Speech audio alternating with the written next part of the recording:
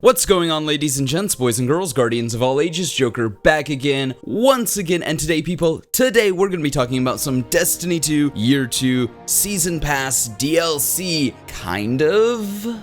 So, Bungie has detailed when the Season of the Forge is going to start. Like with past Destiny content, we'll get an update for the content about a week before it releases, so November 27th. Then we'll get the full DLC on December 4th when it's released. Bungie has outlined several things that are already coming in the November 27th update, and I'll cover that in another video, but it's things like updates, fixes, tuning to supers, and a Gambit update. So there's some really cool stuff in there. With the DLC and the announcement of the DLC and their names and the kind of planned seasons and the roadmap that we're getting, we got some key art for the expansion.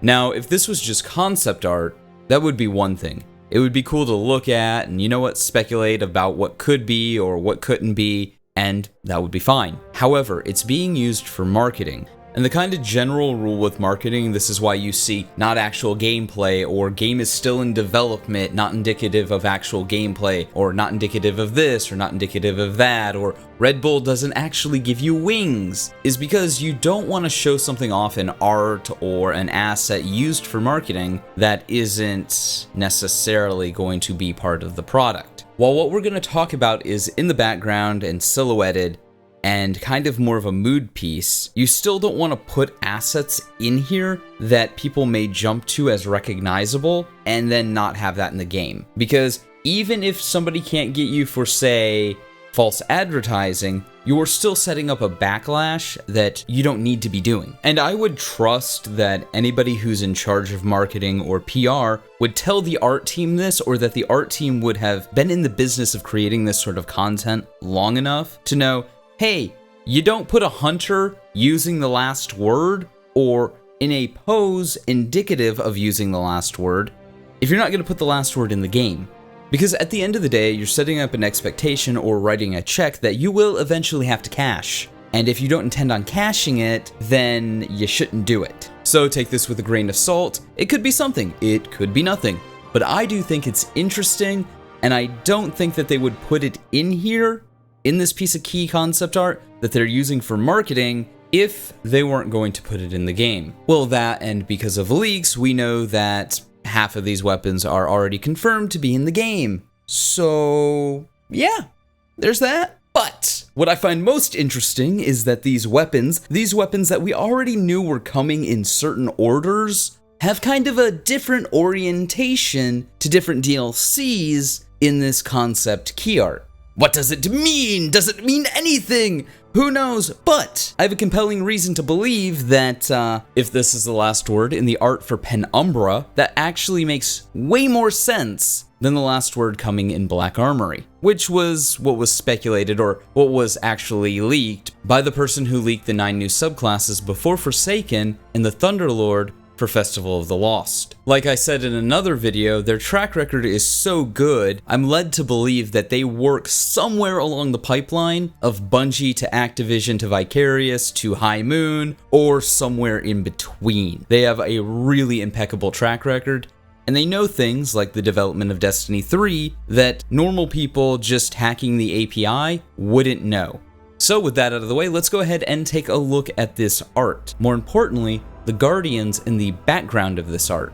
In the Black Armory art, we don't see anything that sticks out, except for the gun that this Exo, presumably Gaunt, is holding. Gaunt is an Exo weaponsmith who's only ever name-dropped once in Destiny lore, and it's on the flavor text for the 77 Wizard. It sort of makes sense that they wouldn't want to allude to any other weapons in this DLC, as they have this huge railgun sniper looking thing that Gaunt is holding, and the DLC is going to be about his weapons, the Black Armory weapons. So then we come to the Joker's wild piece of art, Season of the Drifter, and we see a lot of really cool stuff, or potentially cool stuff, I should be clear. We don't actually know what any of this is, but it is always fun to speculate. This Titan here seems to be holding a small rifle with a very large bayonet on it. I wonder where I've seen a gun in Destiny history that was kind of a small auto rifle SMG looking thing with a very large bayonet on it. It was the Monte Carlo exotic from Destiny 1. Now, I didn't really play a lot with this exotic in Destiny 1, so I can't really speak to it, but I always thought it looked really cool, and it was a shame that I couldn't melee things with the bayonet. Then we have a guy holding some sort of rifle, maybe a shotgun or something, and then another character holding a very slender looking hand cannon, very reminiscent of Trust. If we come over here, we have somebody holding a lightning sword. I mean, it literally has lightning crackle surrounding it. Now, I'm gonna make claims in this video where I'm like, yeah, that's definitely probably this weapon or that weapon, but I'm not willing to say that this is Boltcaster. It just doesn't have the right silhouette to it. I mean, it's cool, a lightning sword, but it looks more like a slender katana than Boltcaster. And we have to remember that Boltcaster would have had that big crystal at the end by the hilt. This doesn't really have anything by the hilt, it just kind of goes straight down. So it's probably not Boltcaster, but I wouldn't be surprised to find out that it is. If that makes sense, I know, hedging my bets. Oh, Joker, you speak in double-faced innuendo. Yeah, no, I'm just saying, it doesn't look like Boltcaster, it is a lightning sword, and I wouldn't be surprised to find out it was, but I'm not getting that from this piece of art. That being said, how cool would Boltcaster be in Gambit? Like, you invade and you just slink these lightning discs across the map? Jeez, that would be fun. That would be fun as hell. I mean, it probably wouldn't do anything, but gah, it would be fun. It would look cool. Boltcaster always looked cool. I was always more of a Raze Lighter fan, but since Shax has my Raze Lighter and won't give it back, I guess Boltcaster will just have to do. But then, ladies and gents, boys and girls, guardians of all ages, we come over to this warlock with a very oddly shaped hand cannon. A hand cannon whose barrel does not look like it's just any hand cannon. Oh, come on, it's Thorn. Who am I kidding? And I know. Every hand cannon is Thorn until proven to not be Thorn, and that is basically the joke that is the Destiny community at this point. But two things. One, we know Thorn is coming back in Joker's Wild due to very credible leaks. Two, Thorn has a very unique profile, and we've already seen that this artist knows how to draw slender-barreled hand cannons. So, if you have this big, snub-nosed triangle going into the rest of the hand cannon barrel, you know exactly what you're doing as an artist. You know exactly what weapon you're painting right there. You're making Thorn. Now, whether you're trolling or not remains to be seen, but that artist knew exactly what they were doing when they painted that hand cannon. And I'm gonna pull my artist card for this one. You don't spend the amount of time required to create a piece like this, let alone 3 pieces like this, and not know exactly what you're referencing when you reference it. And then we come to the Penumbra Art. And I absolutely love this piece of art. One, you just have Benedict on the front of it, and Benedict has a sword on his back, and he's like, I've come here to sweep floors and kick ass. Oh, and look at that. I forgot my broom. I guess I'll have to mop the floor with you. In the background of this one, we see 3 guardians. One with what might be, given the shape of the silhouette, Necrochasm, but I'm not willing to put my money on Necrochasm. What I am willing to put my money on is this being the last word.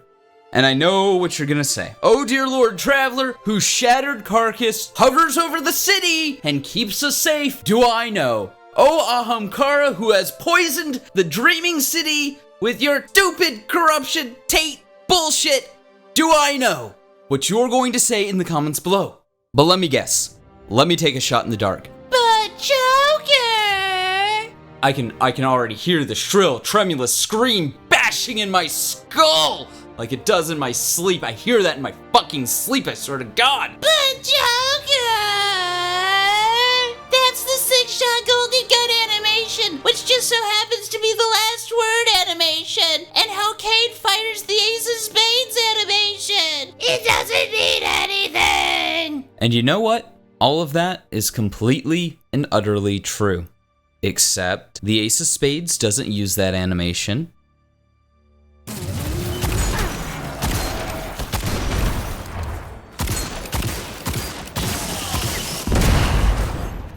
None of the other Guardians in this mural are ever using a super, and both the Ace of Spades and the super are derivative of the last word.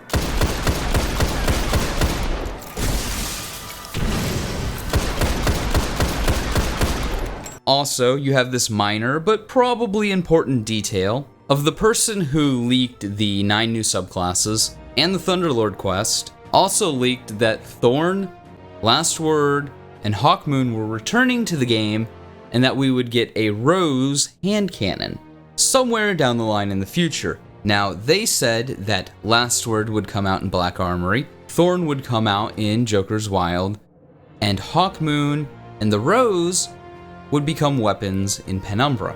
However, I don't think that's going to happen. I'm not saying that all of my speculation is 100% correct. I'm not that egotistical. I'm pretty egotistical, but I'm not that egotistical. Then again, Joker is always right, so, you know, it is what it is. But I'm not willing to put my money on the Necrochasm coming back, even though I do think that weapon silhouette looks like the Necrochasms. That being said, stranger things have happened. Look at the Whisper of the Worm. And this is on Callus's ship, which we're diving in for secrets and treasure. And this guy could have anything from anywhere, in any place, anytime, or whatever, because he's fucking Callus. And he is as powerful and resourceful as the plot requires. But I do think it's fairly definitive that the weapon that this Guardian is holding is the Last Word. And the Last Word coming in Penumbra makes way more sense than the Last Word coming in the Black Armory. Let me explain.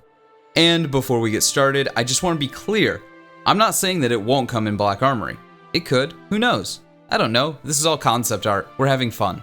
Because we can, it's fun. I like looking way too deep into something. It's why I like the lore of Destiny.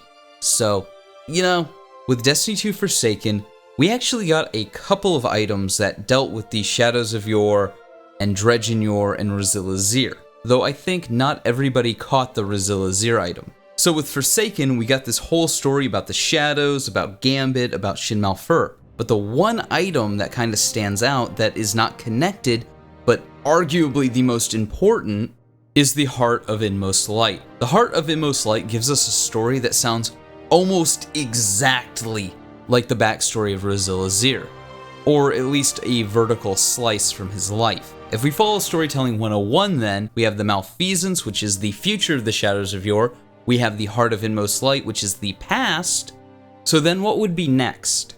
Well, actually, Rose should be next, and we should get Rose before we get Thorn, and we know Thorn comes out in Joker's Wild, and then the end of this story should be the Last Word in Penumbra, because that's how all the elements of the story come together. You have this Titan who's afraid, who's full of self-doubt, who falls to darkness, typical Darth Vader character, and he has the Rose, but then it turns into Thorn, and then he's killed by a Last Word user.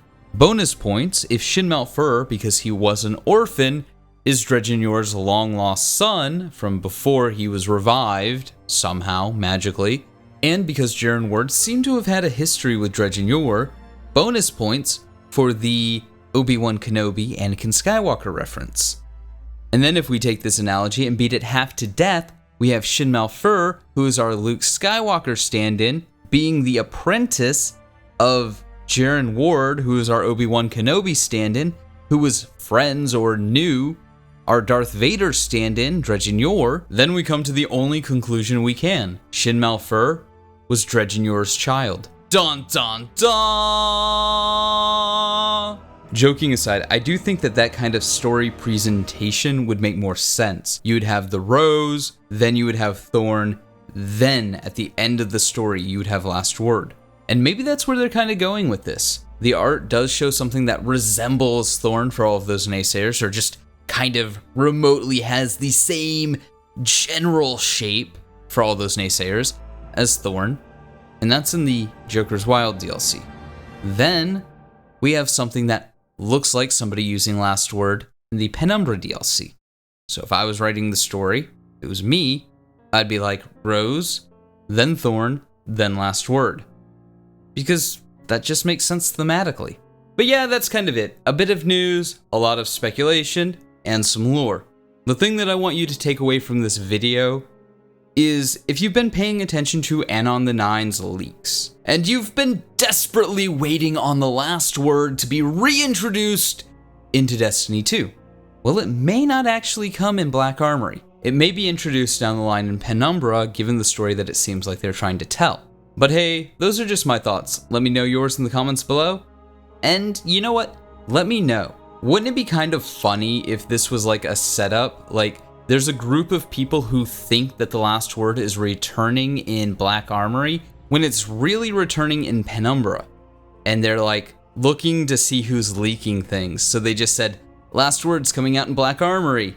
And Bungie knows the group of people who believe it's coming out in Black Armory when it's really coming out in Penumbra. And this was just some elaborate setup to find out who's leaking information. Huh.